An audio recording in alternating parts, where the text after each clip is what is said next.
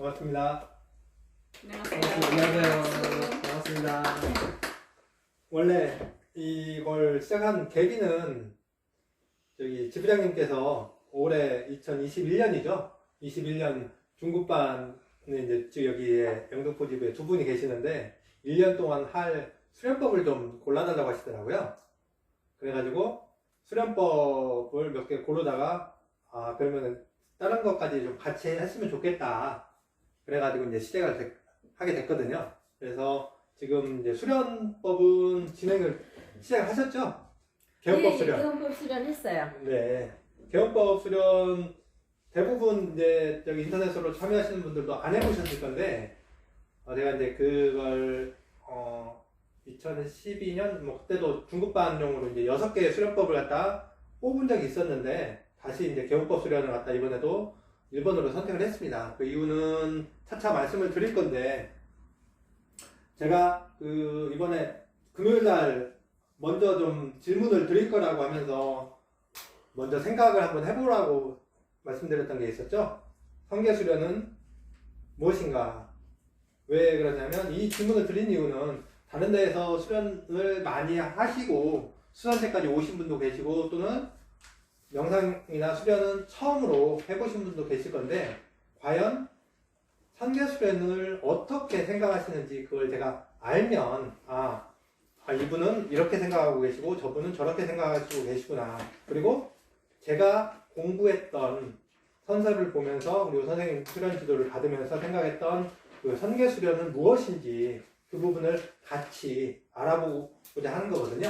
그래서 선계수련이 무엇인지를 알아야 여기서는 무엇을 배울 수도 있고 여기서 수선제에서 핵심적으로 해야 될 게 하다 보면 내가 생각했던 수련하고 다르네 또는 전혀 엉뚱한 그런 얘기를 할 수도 있거든요. 그래서 그런 부분을 명확하게 짚고 시작하지 않으면 가다가 수련이 이상하다 하면서 그만둘 수도 있고 아니면 뭐 다양한 이유를 하면서 그 도반간에 트러블이 생길 수도 있고, 그래서 그 부분을 가장 먼저 지금 질문을 좀 드리고자 합니다. 과연 자신이 생각하는 선계수련 또는 수선제 수련은 무엇이다?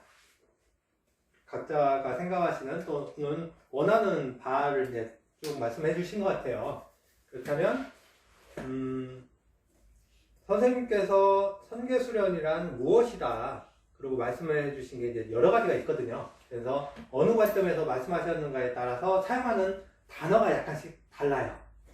그런데 궁극적으로는 선계수련의 그 목적은 수선제 회운에 나와 있죠. 수선제 회운은 잘 알다시피 선인화, 맑게, 밝게, 따뜻하게. 그래서 수선제가 지향하는 점은 선인이 되는 것이고 맑고, 밝고, 따뜻해지는 게 최종 목적입니다. 그래서 최종 그 목적에 도달한 사람은 어떤 사람인가? 선인이 된 사람은 어떤 사람인가? 말씀하신 게 중심이 잡혀있는 사람이다. 중심이란 다른 말로 전통적으로 우리가 사용하는 건 중용이라는 그런 용어를 써서 잘 알고 있죠. 그래서 중용을 가장 높은 단계로 보고 있습니다. 선인의 근데 그 중용이라는 것은 최종 목적이기 때문에 그러면 그 중용이 무엇인지부터 좀 알 필요성이 좀 있는 것 같아요. 중용 전 단계가 있고 그 보통 사람이 가지는 그런 시각, 어떻게 보면 중용이라는 게 어떤 세상을 바라보는 관점이지 않습니까? 그래서 중심 잡힌 시각인데, 그렇다면 왜 중용을 강조하는가?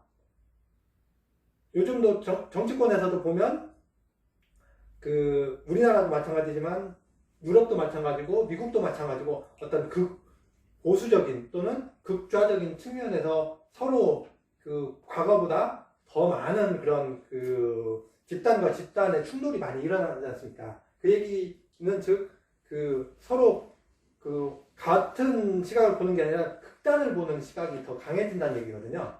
그래서 그러다 보니까 사회 문제는 더 많아지고 있고, 그래서 그걸 갖다 하기 위해서 많은 사람들이 이제 중도적인 시각이 필요하다면서 그쪽을 맞추려고 하는데 그게 잘 안 되고 있죠. 그렇다면 인간이 가지는 가장 기본적인 시각은 어떤 시각인가를 우리가 좀 볼 필요성이 좀 있는 것 같아요. 제가 곰곰이 생각해 보니까 인간은 기본적으로 주관적인 시각을 가지고 있다. 네. 네. 주관적이다.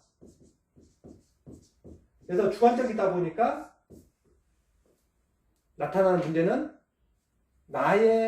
내가 본 것은 맞고 네가 본 것은 틀리다. 예.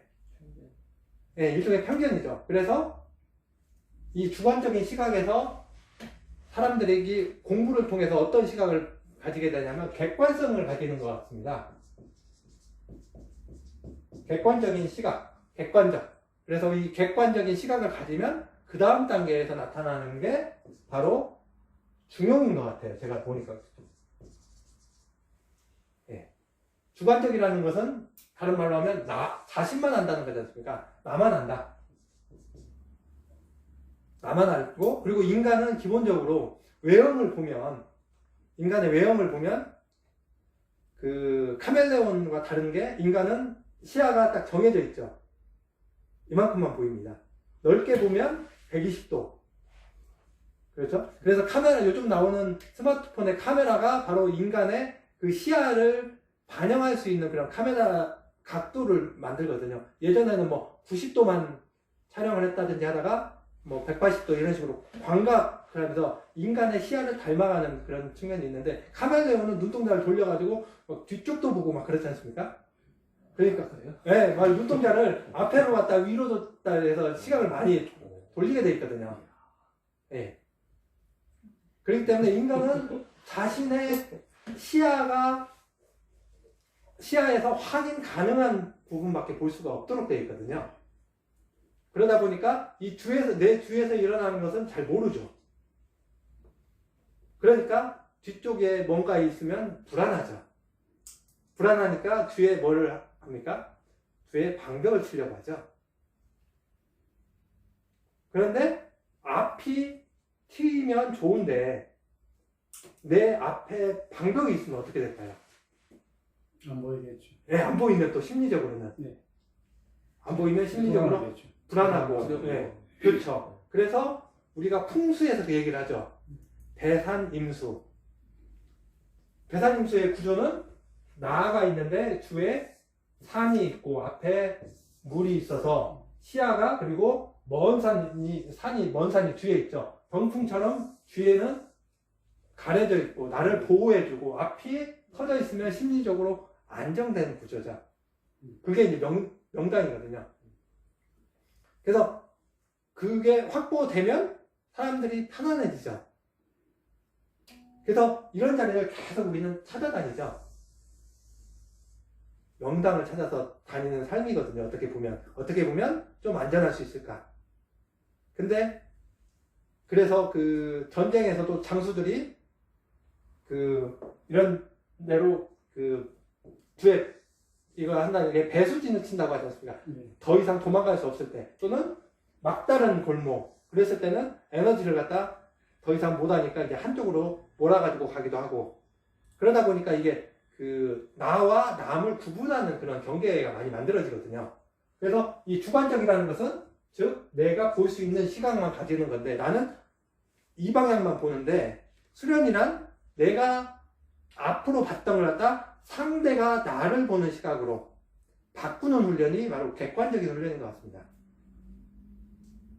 그래서 객관적이라는 것은 내가 보지 못했던 걸 보는 훈련. 그래서 다른 사람의 의견을 들어보는 이유가 객관적인 그런 사고 훈련을 하기 위한 그런 거지 않습니까? 그래서 만약 너무 긍정적인 사람은 비관적인 사람의 말을 들어보기도 하고, 또 급한 사람은 너무 느린 사람의 그런 그 속도에 맞춰보기도 하고, 그런 훈련들이 이제 객관적인 사람이 되기 위한 어떤 훈련인 것 같습니다. 그렇다면 나는 얼마나 객관적인가? 객관적이어도 우측으로 치우친 객관적인 사람이 있을 거고, 좌측으로 치우친 객관적인 사람이 있을 것이고, 또는 아래쪽으로, 어떤 사람은 명령하기를 좋아하는 사람이 있고, 어떤 사람은 주도적으로 하는 거, 나는 그런 거 절대 못해 하면서 누군가가 명령을 해주거나 나에게 오더를 내려주면 그걸 굉장히 편안하게 느끼는 사람도 있죠. 그래서 명상은 바로 너무 명령하기 좋아하는 사람들한테는 너는 숙여, 너무 또 자신감이 없어서 누군가가 시켜주기를 기다리는 사람한테는 너는 시키는 훈련을 해. 그래서 그 자리를 바꾸는 훈련이 명상에서 꼭 있거든요. 근데 그거 하면 죽기보다 싫은 거죠. 나는 대장 해야 되는데 네가 뭔데 나에게 뭘 시키냐. 너 가진 것도 없지, 능력도 없지, 배운 것도 없지 하면서 계속 반발을 하죠. 그래서 그 수산제에 있는 선생님이 말씀하신 내용을, 방대한 내용을 아직 다 못 보셨으니까 그 사례들을 잘 모를 건데, 그 오래 하신 분들은 이제 성계통신에 있는 내용들을 이제 많이 읽으셨잖아요. 그러면 그 내용들이 보면 대부분 그거예요. 말씀들이. 근데 죽기보다 싫어서 나 못해, 안 해 하고 이제 수련 그만두신 분들도 계시고, 그래서 우리 공부가 바로 이 객관성을 확보하는 훈련을 가고, 그리고 이 객관성이 확보가 되면 그 다음 단계에서는 뭘 하느냐, 중용적인, 그래서 너의 말도 맞고 너의 말도 맞다. 그런데 너는 어느 쪽에서 바라보고 있다, 이쪽에서 바라보고 있다, 저쪽에서 바라보고 있다를 이제 스스로 내가 균형을 잡고 그 판단하는 훈련으로 들어가는 거죠. 그러면 나의 중심, 내가 서 있는 자리가 처음에는 중심이 아니다가 중용의 자리가 가면 내가 서 있는 자리가 곧 우주의 중심이 되는 거죠.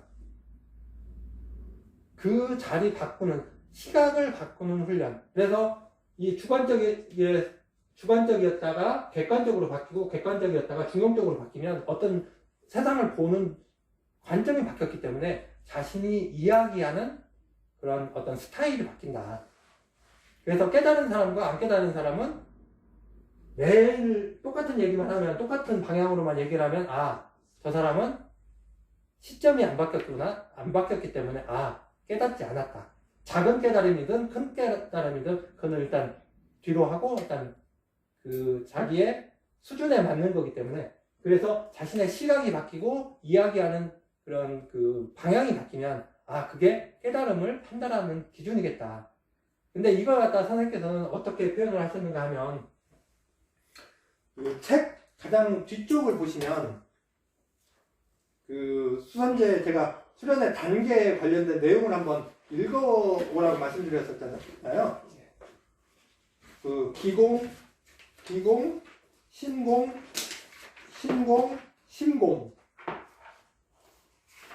그래서 맨 뒤쪽에 보시면 심공이 있거든요. 수선제 수련은, 선계 수련은 심공이다, 마음 공부하는 곳이다 라고 말씀을 많이 하셨거든요. 그래서 심공인데 과연 그렇다면 마음 공부, 심공이란 어떤 거다, 그 내용에 대한 인식이 필요하거든요. 근데 대부분의 사람들이 제가 질문을 하면 대답을 못 하시더라고요. 이런 내용이 있는지를 아시는 분이 별로 없어요. 이 심공에 대한 게, 심공은 1단계와 2단계로 나누어져 있다. 1단계의 신곡은 천상계에서의 마음 자세를 배운다. 이 과정을 끝내면 천인이 된다. 네, 감사합니다. 그래서 옛날에 초기에 나왔던 그 원문을 보면 1단계의 신공은 인간 세계에서의 마음 자세를 배우고, 2단계의 신공은 천상계에서의 마음 자세를 배운다.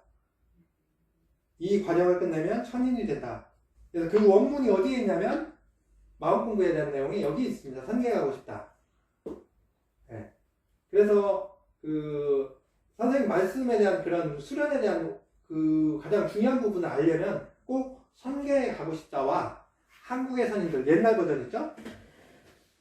1번에서부터 6번까지의 그 내용을 먼저 보신 다음에 성계통신을 보셔야 선계 수련이 무엇인지를 찾을 수가 있어요. 근데 선계 가고 싶다와 한국의 선인들을 잘 안 보면서 성계통신 그 홈페이지에 있는 내용만 보면 선계 수련이 무엇인지 감을 잡기가 굉장히 어렵습니다. 그래서 꼭 그 선계에 가고 싶다를 먼저 보시고, 그 다음에 한국의 선인들 1번에서부터 6번, 신공 1단계가 그러고 되어 있죠. 인간계의 마음 자세, 인간 세계. 2번이 천상계에서의 마음 자세. 이게 무슨 의미인지를 알아야 되는 인간 세상의 마음대사란 무엇이고 천상계에서의 마음대사란 무엇이다. 이 내용이 뭔지 알면 수선제 홈페이지에 있는 그 내용이 일명요연하게 정리가 돼버려요. 이 두 줄을 알면. 인간 세상의 마음자세 그리고 천상계의 마음자세. 그래서 인간계의 마음자세라는 게 아까 말씀드렸듯이 객관성 훈련, 객관적인 사람. 이게 중요해.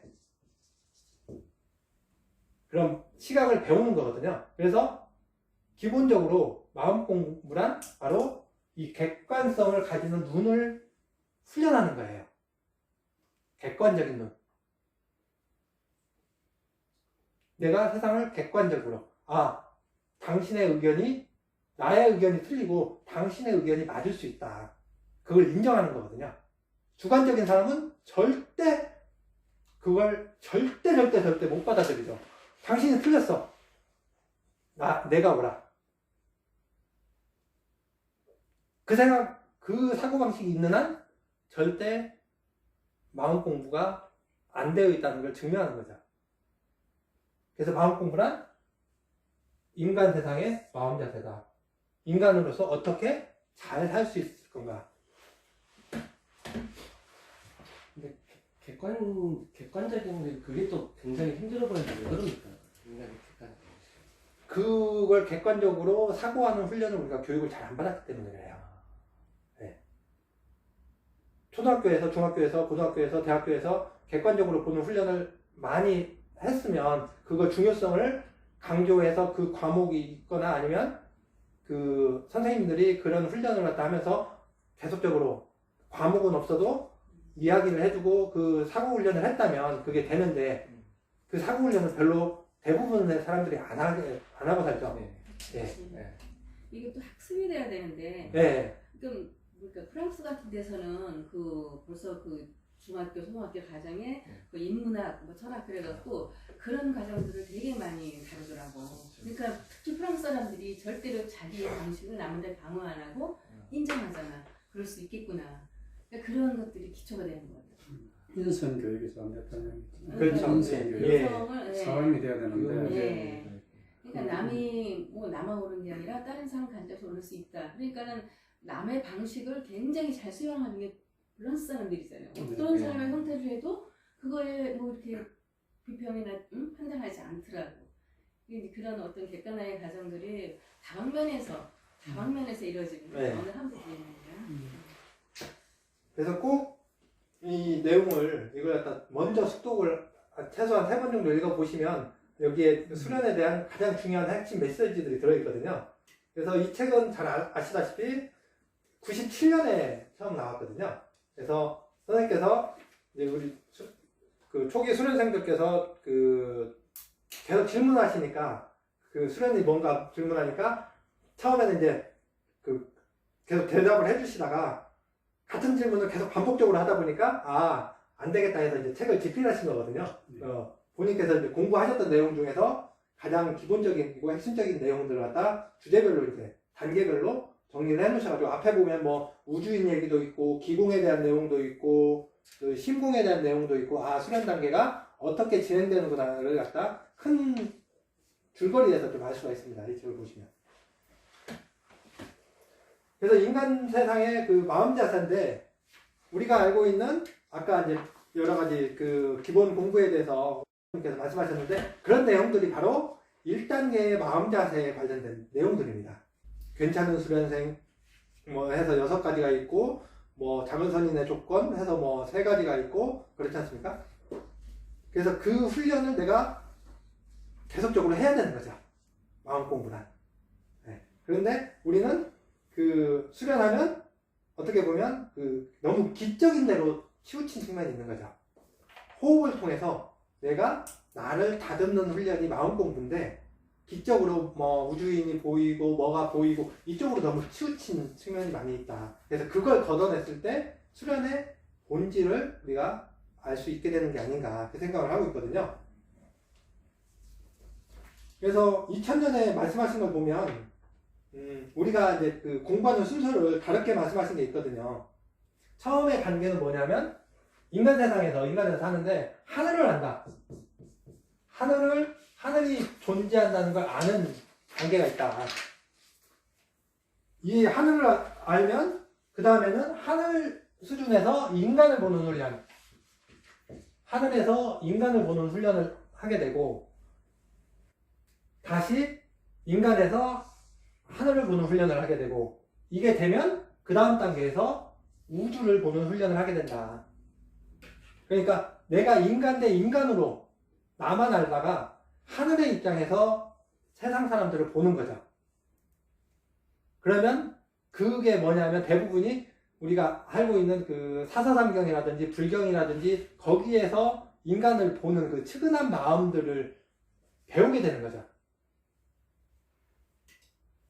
하늘의 입장에서 인간 세상을 본다. 그러면 거지에게도 뭐 할 수가 있게 되고, 이제 그런 것들이 되는 훈련. 그 훈련을 하고 다시 인간에서 이제 그 하늘의 입장이 된 다음에 다시 이제 하늘보다 더 높은 우주의 입장을 공부하게 되는. 그래서 이게 왔다 갔다 한 번에 끝나는 게 아니라 수준에 따라서 왔다 갔다 계속 반복하면서 원이 평면으로 봤을 때는 원이지만 옆에서 봤을 때는 스프링처럼 타고 올라가는 그런 과정의 공부가 된다. 한 번에 되지 않고, 처음에 내가 세상을 봤던 게 그 인간적인 시각으로만 봤다가 그 식물의 시각으로 보게 되고, 그리고 동물의 관점에서도 보게 되고, 시각이 계속적으로 바뀌는 거죠.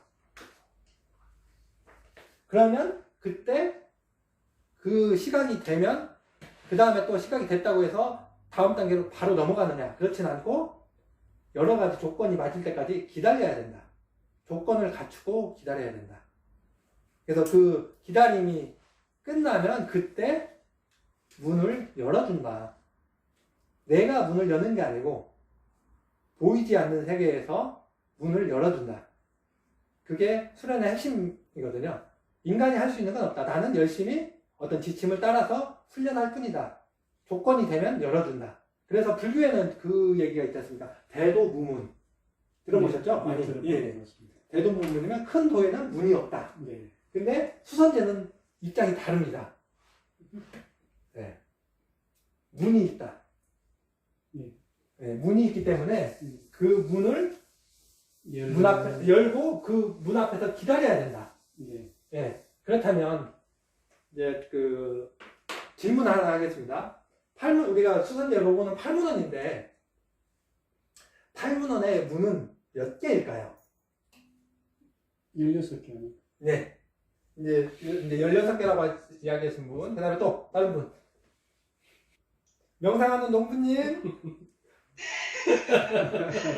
저는 잘 모르겠어요. 모르겠다. 갑자기 당황스럽죠. 팔문헌의 문은 몇 개인가? 네.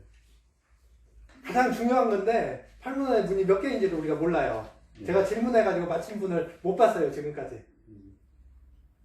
팔문헌의 문은 기본적으로 8개고요. 플러스 8 플러스 1이에요. 8 플러스 1. 그래서 팔문헌의 문은 9개입니다. 이걸 8개이기 때문에 이걸 16이라고 해도 큰 의미는 없고요. 그냥 8개로 통칭해서 보겠습니다. 왜 그러냐면 이 각각의 8개의 문이 있고 이 가운데에도 문이 있어요. 네.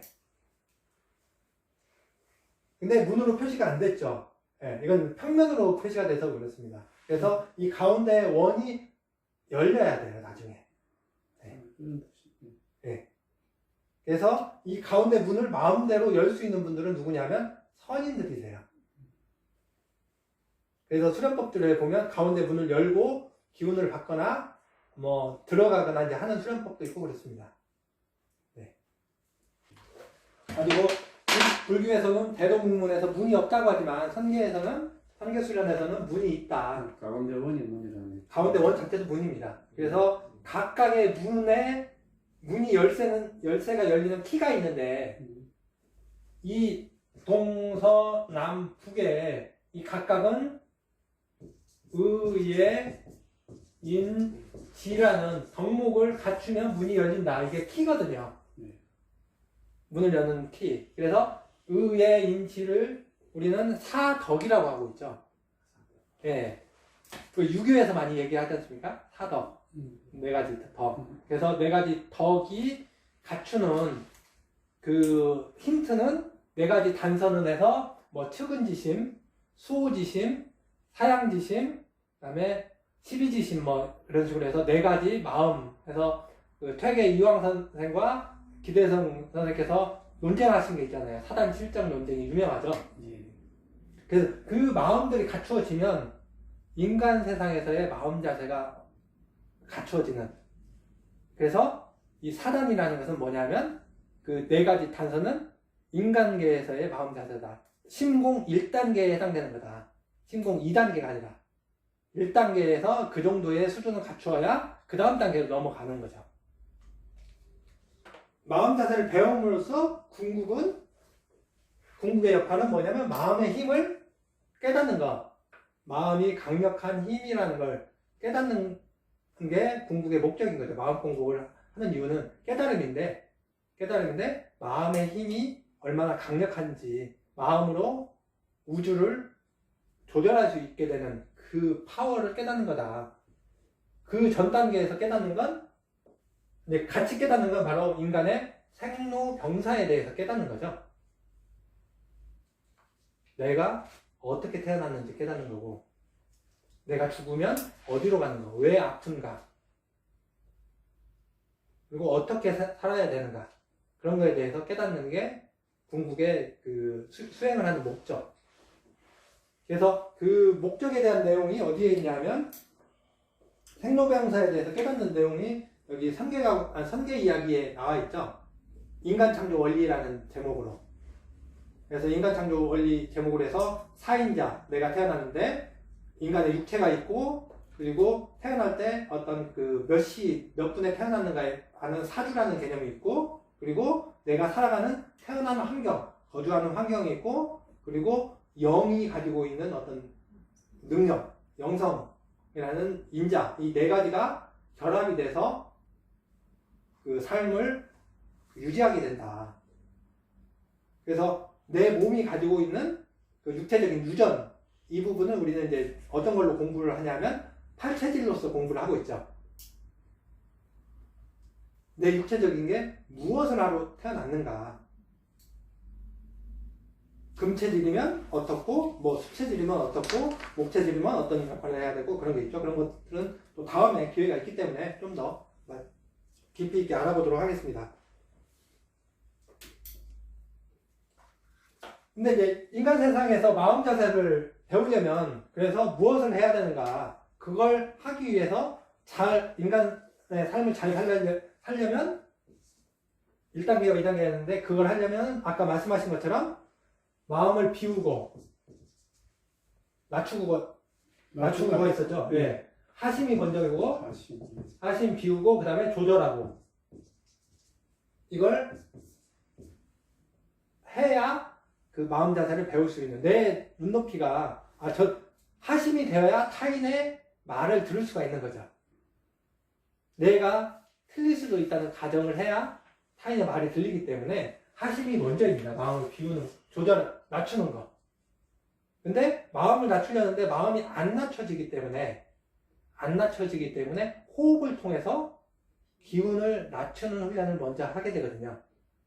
마음이란 보이지 않는 거고, 그리고 내가 어떻게 조절이 안 되기 때문에 호흡을 통해서 기운을 조절해서 이걸 갖다 같이 펴는.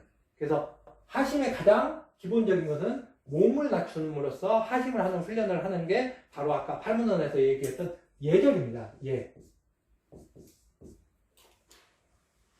예라는 게 예절의 가장 기본이 인사지 않습니까? 하면서 자신의 몸을 낮추는 거. 그리고 수행법으로는 절수련. 몸을 계속 낮춤으로써 마음이 낮아지게 해서 그 위에 있는 모든 것들을 보는 훈련.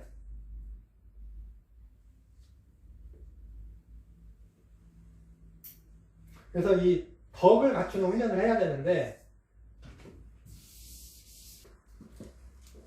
지금은 본성과의 대화 4권에 있고요.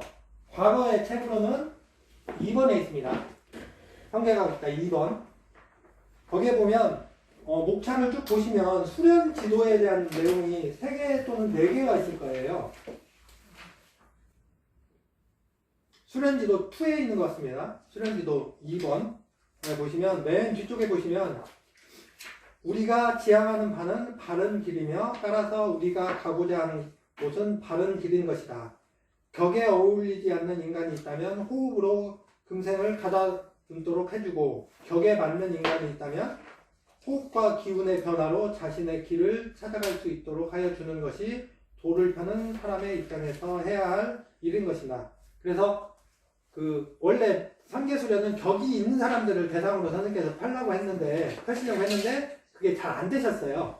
그래서 많은 사람들이 수련하다 보니까 그래서 격이 없는 분들에게는 격을 갖추는 훈련에 대한 말씀들을 많이 하세요. 그래서 초기의 말씀들이 이거에 대한 얘기예요. 인간으로서 격을 갖춰야 된다. 수행하는 사람들이 그냥 없으면 돈이 없으면 굶고 있으면 폭식하고 옷도 지저분하게 입고 막 그런 분들이 많거든요. 그렇기 때문에 인간으로서 깨끗하게 복장을 입고 때에 맞춰서 그런 걸 할 수 있는 그런 것부터 이제 말씀을 하신 거죠. 타인이 봤을 때 저 사람을 기피하게 만들면 안 된다. 얼굴에 때국물이 꾸적꾸적 끼어있고 옷이 더럽고 하면 우리가 기피하게 되잖아요. 그런 것처럼 수행하는 사람은 기본적으로 이런 거에 대한 마인드가 있어야 된다. 그런 것도 안 된 상태에서 어떻게 깨달음이라는 걸 추구할 수 있느냐. 주변에 쓰레기가 있으면 쓰레기를 치우고 정돈하고 그런 것들이 인간 세상에서의 마음 자세에 해당되는 거죠. 그래서 이런 걸 모르는 사람들은 이런 것부터 가르쳐 주신 초창기 말씀들에 이제 그런 내용들이 많이 있습니다. 근데 지금도 집안은 쓰레기 구덩이인데 거기서 깨달음 얻겠다고 이제 수련한다. 그런 말씀들이 계속 있는 거거든요. 예. 그래서 인간의 기본적인 마음 대사라는 게 객관성도 있지만 주변을 깨끗하게 하는 것. 타인에게 혐오감을 주지 않고 나를 기피하지 않게 하는 게 바로 마음 공부의 시작이다. 이런 얘기 하신 적 있어요. 네. 우리 모 이모께서 방에 너무 지저분하고 맨날 수련한다고 앉아있는데 하늘에서 보다 못해서 선생님을 통해서 못 알아되니까 그 학생 방 좀 정리하고 수련하라고 전화가 그게 전설처럼 내는데 실제로 그렇게 하셨어요. 네. 그 방이 뭐냐 수련을 되게 열심히 이제 한다고 하는데 너무 정신 사납게 하고 그러니까 하늘에서 사인을 보내도 못 알아듣잖아. 아니 알아듣는다는 건 어느 날 이렇게 자기가 마음을 들고 있으면 이걸 해야 되겠네라는 생각을 이렇게 자연스럽게 들기도 해. 그럼 사람들이 움직이잖아요. 그런데 못 알아듣니까 선생님을 통해서 말씀하셨어요. 그래서 우리가 너무 재밌어서 그 다음부터 우리 모두 방 치우고 난리가 났어요. 저도 방 정리가 여전히 안 돼서 네. 반성해야 아니 영적인 스승들이 다 있잖아. 수련을 하게 되면은 그러니까 그 스승들이 알게 모르게 계속 있는데 그게 우리는 보이는 거에만 하지만 사실은 아까처럼 하늘에서를 내다봤을 때 어떤 자세라든가 이런 것도 이게 해당이 되니까. 자기 몸뿐만 아니고 주변도 잘 깨끗하게 하고. 네, 주변에 있는 사람들까지도. 네. 주변도 깨끗하게 하고. 네. 예, 알겠습니다. 그리고 있잖아요. 우리는 그냥 내가 무슨 사람 딴 사람들이 공간을 이렇게 하면 모르잖아요. 근데 하늘을 알고 있다 생각했을 때 어느 날은 또 이렇게 하면 안 되지. 옷도 막 하다가 아니죠. 보고 있을지 모르니까 잘 입어야지 이렇게 생각이 들더라고요. 그래서 수련지도 1번을 보시면 아까 있었죠? 수선제 개원 전후에서 가장 먼저 나오는 거죠. 그래서 이걸 보시면 선생님께서 어떤 마음으로 수련생들을 갖다 지도하기 시작하셨는지를 알 수가 있습니다.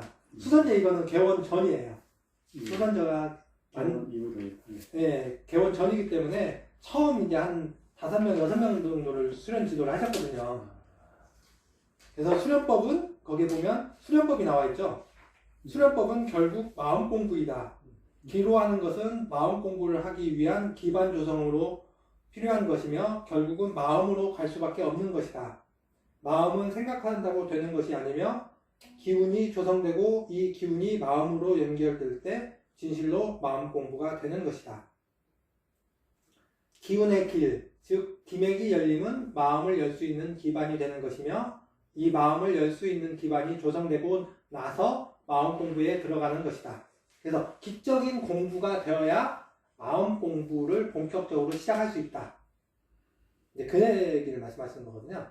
그래서 꼭 이 수선제 개원 전후에 있는 내용을 그 여러 번에 걸쳐서 반복해서 읽어보시고 정리를 해보시면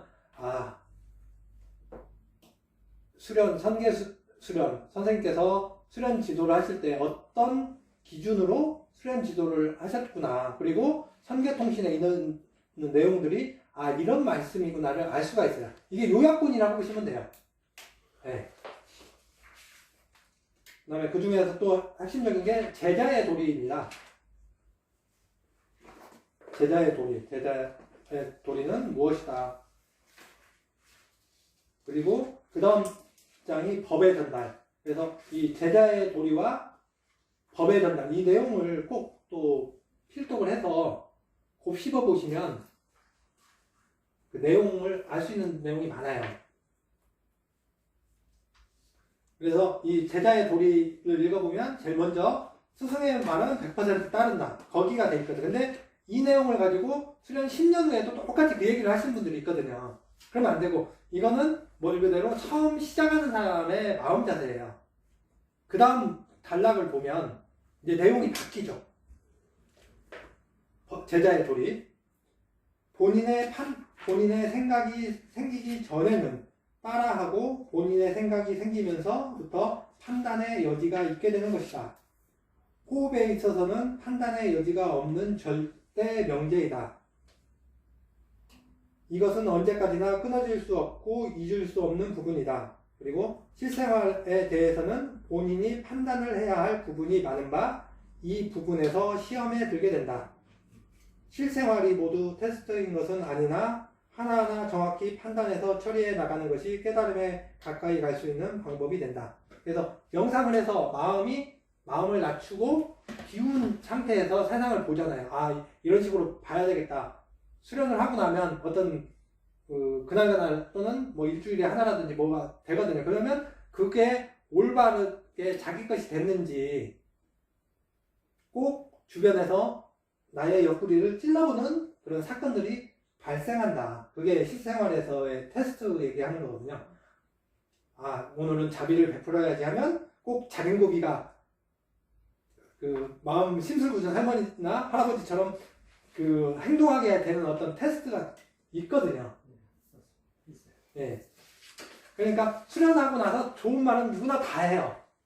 그런데 그게 실제 내 실생활에서도 같은 일이 반복되는가, 그걸 실천할 수 있는가. 내가 어려움에 처했을 때 그걸 실천하면 그거는 내 거가 된 거예요.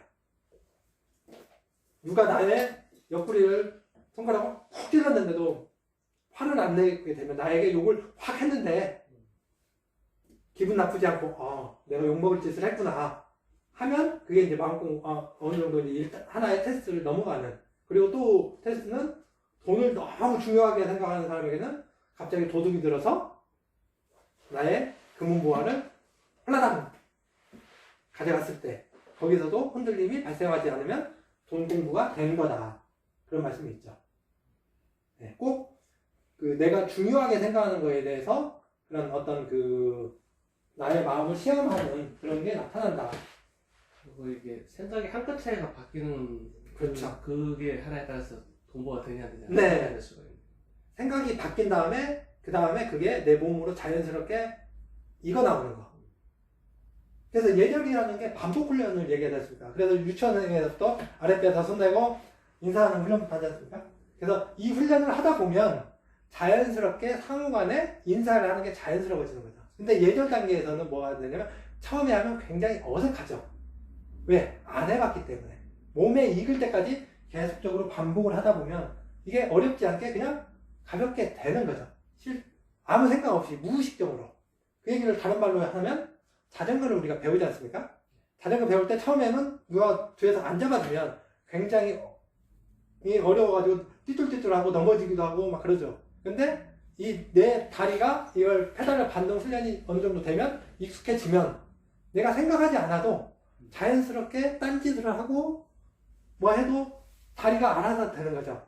그 단계까지 체화돼야 된다는 얘기죠. 아주 자연스럽게 체화되는. 그때까지는 무조건적으로 반복 훈련을 해야 된다. 그게 마음 공부가 어려운 이유입니다. 반복 훈련.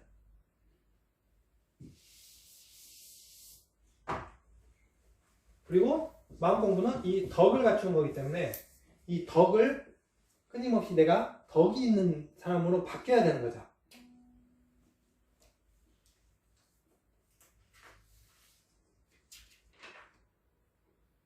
그래서 그 덕이 아까 그 인의예지라는 4가지였지 않습니까? 거기서 보면 올바름을 추구해야 되는 게 있고 오를 자기 때문에 그 다음에 예이기 때문에 예절을 잘 행해야 되는 게 있고 그리고 인이기 때문에 인자한 사람이 돼야 되는 부분이 있고 지기 때문에 지혜지자이기 때문에 지혜가 있어야 되는 측면이 있습니다. 인간이 기본적으로 갖춰야 될 덕목이. 그래서 지식 공부도 해야 되고 마음으로서 인자해서 사람들이 나를 좋아해 줘야 되는 측면도 있고 그리고 몸의 태도로서 그 사람의 품격이 나타나야 되는 게 있고 아무리 마음은 인자한데 행동이 개차반이면 인정을 못 받죠. 예. 그래서 그 드라마나 그런 데 보다 보면 그런 게 많이 나오죠.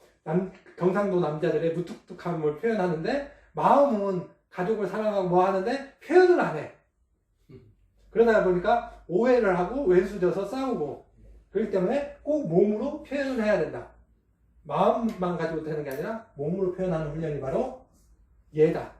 몸으로 표현되는 덕. 예. 그래서 논어에 보면 그런 게 많이 나오지 않습니까? 공자님이 덕의 그 예절로서 뭐 임금님 앞에 있을 때는 어떻게 하고 문지방에 뭐 문을 넘을 때는 이걸 밟으면 안 되고 어떤 행동들, 행동 규약, 규범 그리고 의로서 어떤 게 잘못되고 잘 됐는지를 판단해서 내가 그걸 갖다 끊임없이 실천을 해야 되는 그래서 아무리 나의 고난이 와도 육체적인 고난이 와도 나의 지조를 지키는 그런 것들이 많이 나오죠.